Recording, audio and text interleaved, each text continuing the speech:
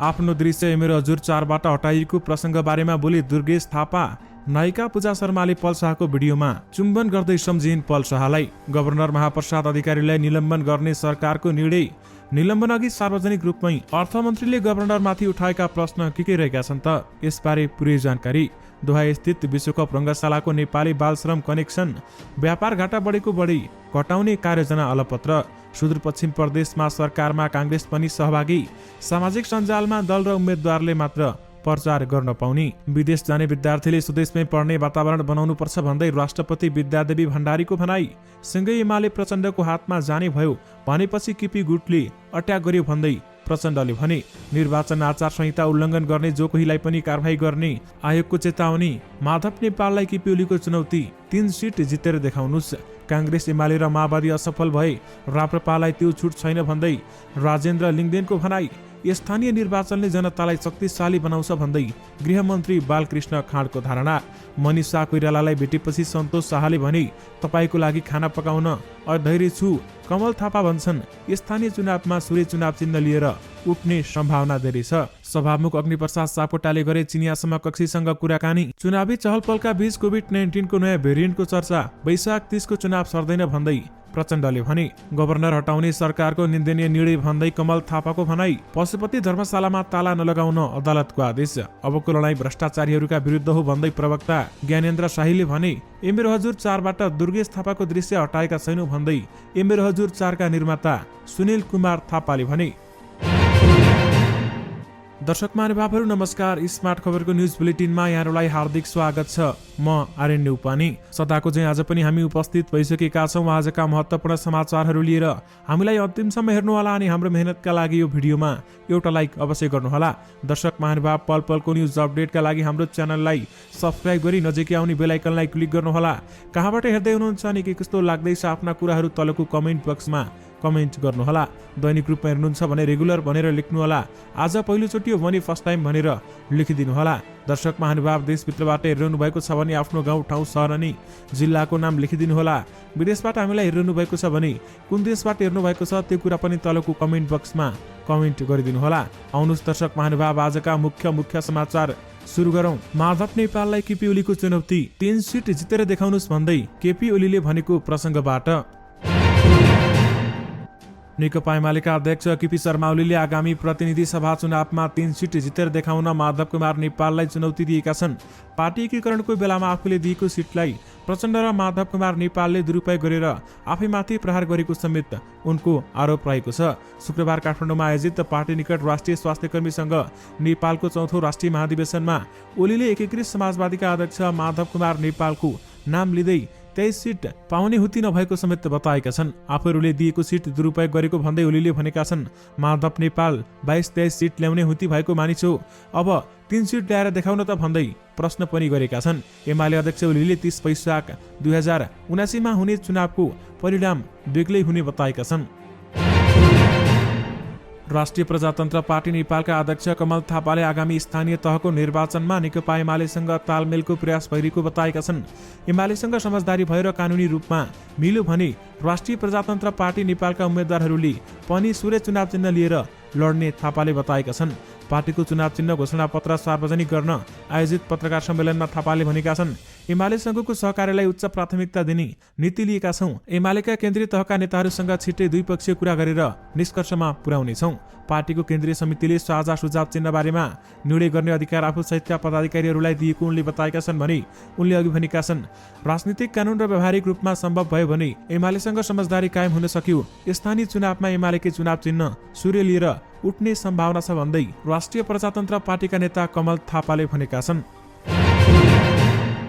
काठमाडौँ जिल्ला अदालतले पशुपति स्थित धर्मशाला भित्रमा बत्ता समूहले चलाएको धर्मशालाको मूल गेटमा ताला नलगाउन अन्तर्कालीन आदेश दिएको छ। पशुपति क्षेत्र विकास कोषले शुक्रबार ताला लगाए लगत्तै अदालतको निवेदकको माग बमोजिमको आदेश किन जारी हुनु नपर्ने हो। आदेश जारी हुन नपर्ने कुनै आधार र कारण भए सबुत प्रमाण सहित प्रस्तुत आदेश प्राप्त भएको मितिले बाटाका म्याद बाहेकका 15 दिन भित्र आफै वा कानुन बमोजिमको प्रतिनिधि मार्फत लिखित जवाब पेश गर्न विपक्षीहरूको नाममा आदेश दिएको छ। होटल आनन्द प्रालीले पशुपति क्षेत्र विकास कोषलाई विपक्षी बनाएर रिट दायर गरेको छ भने नेपाल भारत मैत्री धर्मशाला भित्र सञ्चालित होटल आनन्दको मूल गेटमा शुक्रबार सरकारले ताला लगाएको हो। ताला लगाउनु अघि कोषले होटल खाली गर्न सूचना जारी गरेको थियो, तर पता समूहले कोषको टोलीलाई मूल गेटमै रोकेर भित्र जान दिएन र होटलभित्रका सामान हराउने तथा इनामिना हुने डरले ताला लगाउनु परेको कोषले जानकारी समेत दिएको छ। विशेष गरी पशुपति धर्मशालामा ताला नलगाउन अदालतले आदेश दिएको छ। दर्शक महानुभावहरू, यो मेरो हजुर 4 मा जीवप्ली फिल्ममा गीत गाएसँगै पल शाह प्रकरणमा मुछिएका दुर्गेश थापाको गीत हटाएको चर्चा चलेको छ। तर फिल्मका निर्माता सुनिल कुमार थापाले फिल्ममा दुर्गेशको गीत नै नभएको बताएका छन्। फिल्ममा दुर्गेश थापाको गीत छँदै छैन, कसरी हटाउनु? उनले फिल्ममा 1.5 मिनेट लामो केमियो भूमिका निर्वाह गरेका छन् भने अहिलेसम्म हामीले उनलाई हटाउने बारेमा सोचेका छैनौँ। फिल्म प्रदर्शन भएपछि दर्शकको कस्तो प्रतिक्रिया आउँछ त्यही अनुसार काम गर्छौँ भन्दै निर्माता थापाले हामीसँग बताउनु भएको छ। त्यसैगरी दर्शक महानुभाव, ए मेरो हजुर 4 बाट आफ्नो दृश्य हटाइएको प्रसङ्गमा दुर्गेश थापा पनि बोलेका छन्। दुर्गेश थापाले भनेका छन्, मेरो दृश्य हटाएर ए मेरो हजुर 4 बाट मुभी चल्छ भने चलोस्, चलाउन दिनुस् भन्दै दुर्गेश थापाले भनेका छन्। यसबारेमा दुर्गेश थापाले बोल्दै, मेरो दृश्यलाई हटाउँदैमा फिल्म हिट हुन्छ, फिल्मले राम्रो कमाइ गर्छ अथवा फिल्मलाई सुपरहिट बनाउन सकिन्छ भने तपाईहरूले यसबाट मेरो दृश्य हटाउनु भएको भने पनि ठिक छ, यदि हटाउनुहुन्छ भने पनि ठिक छ भन्दै दुर्गेश थापाले भनेका छन्। दर्शक महानुभाव, यसबारेमा तपाईहरूलाई के लाग्छ हामीलाई यो भिडियोको कमेन्ट बक्स मार्फत बताउन भने नबिर्सिनुहोला। दर्शक महानुभाव, नायिका पूजा शर्माले पल शाहलाई मिस गरेकी छन्। उनले आफ्नो सामाजिक सञ्जाल इन्स्टाग्राममा पल शाह र आफू नाचेका अथवा खेलेका सबै भिडियोहरू पोस्ट गर्दै लास्टमा पल शाहको ए मेरो हजुर 4 मा गाएको गीतको भिडियोमा उनले चुम्बन गर्दै I love him I miss him भन्दै उनले लेखेकी छन्। दर्शक महानुभाव, त्यो भिडियो तपाईहरूले स्क्रिनमा देखिरहनु भएको छ। अभिनेत्री पूजा शर्माले पल शाहसँग खेलेका केही भिडियोहरूलाई उनले सामाजिक सञ्जालको स्टोरीमा राखेकी छन्। स्टोरीको अन्तिममा भने पल शाहको म यस्तो गीत गाउँछु 2 फिल्म अथवा पल शाह र पूजा शर्मा मुख्य भूमिकामा रहेको त्यो फिल्मको एउटा गीतलाई अन्तिममा राख्दै उनले चुम्बन गर्दै आई लभ हिम भन्दै लेखेकी छन्। राष्ट्रिय प्रजातन्त्र पार्टीका प्रवक्ता ज्ञानेन्द्र शाहीले अबको लडाईँ भ्रष्टाचारीहरूका विरुद्ध केन्द्रित हुने बताएका छन्। उनले अबको लडाईँ भ्रष्टाचारी विरुद्ध र स्वास्थ्य शिक्षा रोजगारीका निमित्त हुने बताएका हुन्। अबको विकल्प काङ्ग्रेस एमाले र कम्युनिस्टको विरोध गर्नु नभएर भ्रष्टाचारीको अन्त्य गर्नुपर्ने र तिनी भ्रष्टाचारीहरूको सम्पत्ति छानबिन गरी उनीहरूको अचूक सम्पत्ति राष्ट्रियकरण गर्नुपर्ने उनले बताएका छन्। शुक्रबार राष्ट्रिय प्रजातन्त्र पार्टीले काठमाडौँको खुला मञ्चमा गरेको आमसभालाई सम्बोधन गर्दै उनले भ्रष्टाचारीहरूको सम्पत्ति राष्ट्रियकरण गरी देशमा स्वास्थ्य शिक्षा स्वदेशमै रोजगारीको सिर्जना गर्नुपर्नेमा जोड दिने समेत बताएका छन्। नेपाल राष्ट्र बैंकका गभर्नर महाप्रसाद अधिकारी निलम्बनमा परेका छन्। सरकारले उनीलाई पदमुक्त गर्न प्रक्रिया अगाडि बढाउँदै जाँचबुझ समिति बनाएपछि नेपाल राष्ट्र बैंक ऐन अनुसार उनी स्वतः निलम्बनमा परेका हुन्। डेपुटी गभर्नर निलम ढुङ्गानालाई कार्यवाहकको जिम्मेवारी दिएको अर्थ मन्त्रालय स्रोतले बताएको छ भने एक मन्त्रीका अनुसार बिहीबार बसेको मन्त्री परिषद बैठकमै गभर्नर अधिकारीको प्रश्न उठेको थियो। विलासी वस्तु आयात रोक्ने लगायतका नीतिगत निर्णय गर्नु अघि सूचना चुहाएको लगायतका गम्भीर आरोप लागेको भन्दै गभर्नर अधिकारीमाथि जाँचबुझ गर्न समिति बनाउने छलफल समेत भएको थियो। समिति बनाउनु अघि गृहमन्त्री बालकृष्ण खाँड, अर्थमन्त्री जनार्दन शर्मा, सञ्चार मन्त्री ज्ञानेन्द्र बहादुर कार्की, ऊर्जा मन्त्री पम्फा भुसाल, स्वास्थ्य मन्त्री विरोध खतिवडा र संघीय मामिला मन्त्री राजेन्द्र श्रेष्ठलाई जिम्मेवारी समेत दिएको थियो। त्यही टोलीको गृह कार्यपछि गभर्नर अधिकारीमाथि जाँचबुझ गर्न सर्वोच्च अदालतका पूर्व न्यायाधीश पुरुषोत्तम भण्डारीको नेतृत्वमा 3 सदस्यीय समिति बनेको छ। विशेष गरी गभर्नर महाप्रसाद अधिकारीलाई निलम्बन गर्ने सरकारले निर्णय गरेको छ। निलम्बन अघि शुक्रबार बिहान मात्र अर्थमन्त्री जनार्दन शर्मा र गभर्नर अधिकारी एउटै मञ्चमा देखिएका थिए। कार्यक्रममा अर्थतन्त्रको सङ्कटबारेमा मत मात्र बाजिएको थिएन। अर्थमन्त्री जनार्दन शर्माले गभर्नरमाथि गम्भीर प्रश्न समेत उठाएका थिए। निर्वाचन प्रचार प्रसारमा सीमित समूहको मात्रै प्रतिनिधित्व हुने गरी निर्वाचन आयोगले आचार संहिता जारी गरेको छ।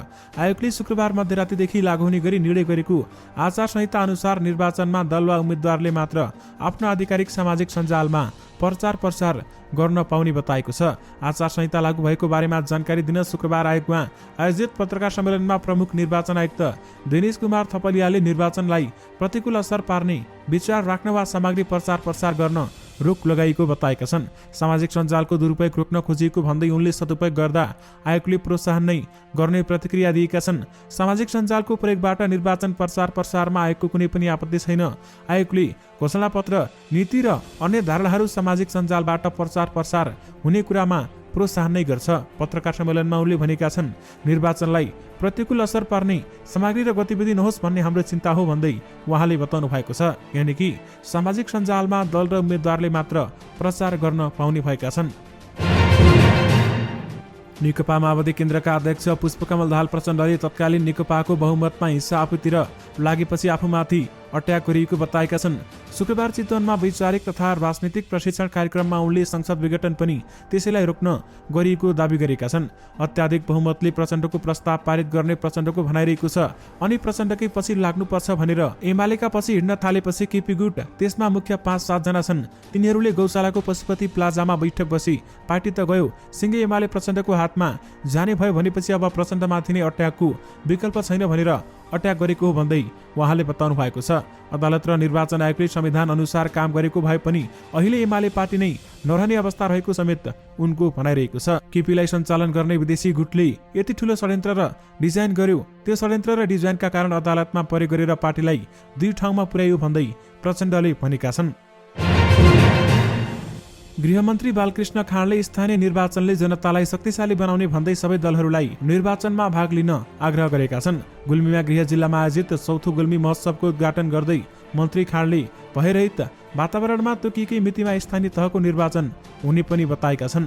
निर्वाचनलाई स्वच्छ र भयरहित वातावरणमा सम्पन्न गर्नका लागि सरकार प्रतिबद्ध रहेको भन्दै उनले ढुक्क भएर मतदातामा सहभागी हुन सबै नागरिकहरूलाई आग्रह समेत गरेका छन्। पहिलो कार्यकालमा योगदान पुर्याउने जनप्रतिनिधिहरूलाई धन्यवाद दिँदै नयाँ आउने जनप्रतिनिधिहरूलाई उत्साहपूर्वक काम गर्ने वातावरण बनाउनु पर्ने दायित्व सबैको भएको समेत उहाँको भनाइ रहेको छ। यानि कि स्थानीय निर्वाचनले जनतालाई शक्तिशाली बनाउँछ भन्दै गृहमन्त्री बालकृष्ण खाँडले भनेका छन्।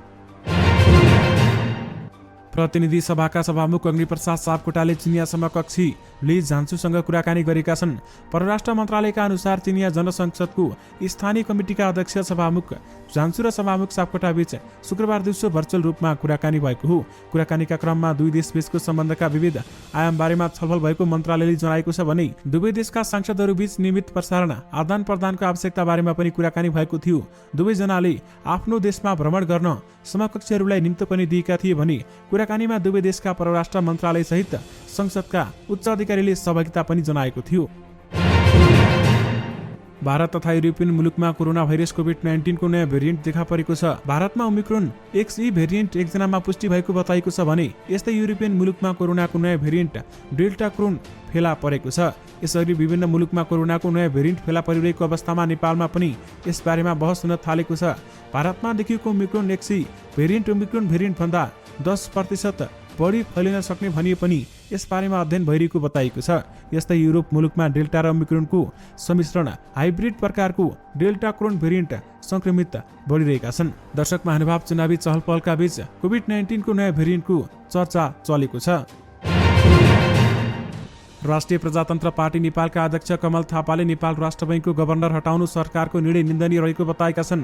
सरकारले राष्ट्र बैंकका गभर्नर महाप्रसाद अधिकारीलाई हटाएपछि सामाजिक सञ्जालमा लेख्दै उनले देशको अर्थतन्त्र कमजोर बन्दै गरिएको अवस्थामा हचुवाको भरमा राष्ट्र बैंकको गभर्नरलाई निलम्बन गर्ने सरकारको निर्णय अदूरदर्शी गरी जिम्मेवार र निन्दनीय रहेको समेत बताएका छन्। उनले लेखेका छन्, अर्थतन्त्र कमजोर बन्दै गरिएको अवस्थामा हचुवाको भरमा नेपाल राष्ट्र बैंकको गभर्नरलाई निलम्बन गर्ने सरकारको निर्णय अदूरदर्शी गरी जिम्मेवार र निन्दनीय छ। यसले समग्र आर्थिक क्षेत्रमा गलत सन्देश प्रभाव भएको छ भने यो निर्णय तत्काल सच्याउनु राम्रो हुन्छ।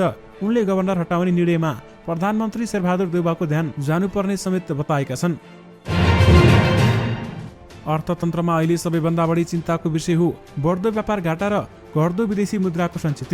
नेपालबाट विदेशमा बिक्री गर्ने सामानभन्दा विदेशबाट नेपाल ल्याउने सामान धेरै भएपछि व्यापार घाटा हुन्छ।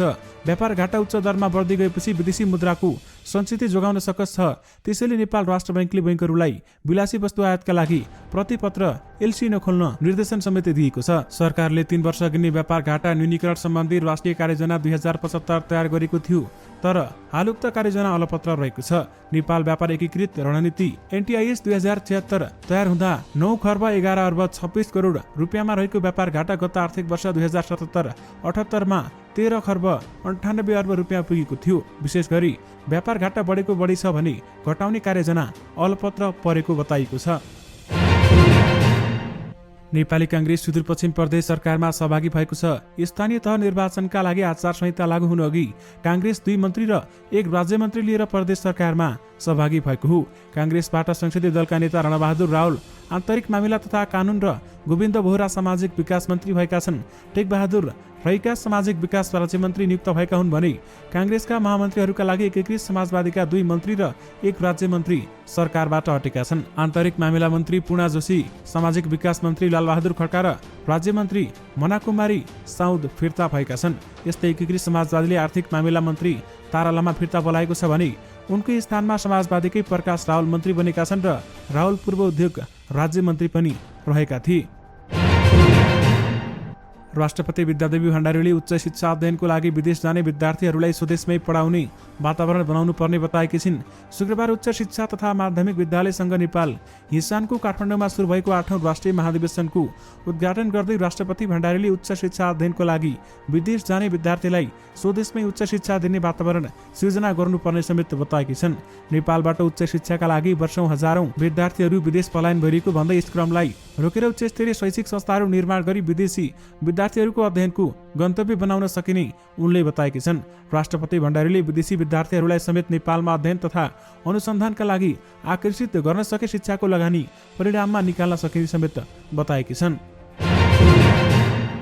निर्वाचन आयोगले निर्वाचन आचार संहिता उल्लङ्घन गर्ने जो कोहीलाई पनि कारबाही गर्ने चेतावनी दिएको छ। शुक्रबार निर्वाचन आचार संहिता लागू भएको घोषणा गर्न आयोजित पत्रकार सम्मेलनमा प्रमुख आयुक्त निर्वाचन आयुक्त दिनेश कुमार थपलियाले आचार संहिता उल्लङ्घन गर्ने काम क्षम्य नहुने भन्दै उनीहरूमाथि निर्वाचन कसुर कानून बमोजिम कारबाही हुने समेत बताएका छन्। निर्वाचनको आचार संहितामा उल्लङ्घन गर्ने काम निर्वाचन कसुर हुने भएकाले त्यस्ता दल र उम्मेद्वारलाई कारबाही गर्न आयोग सदैव तयार रहेको पनि उनले प्रश्न पारेका छन्।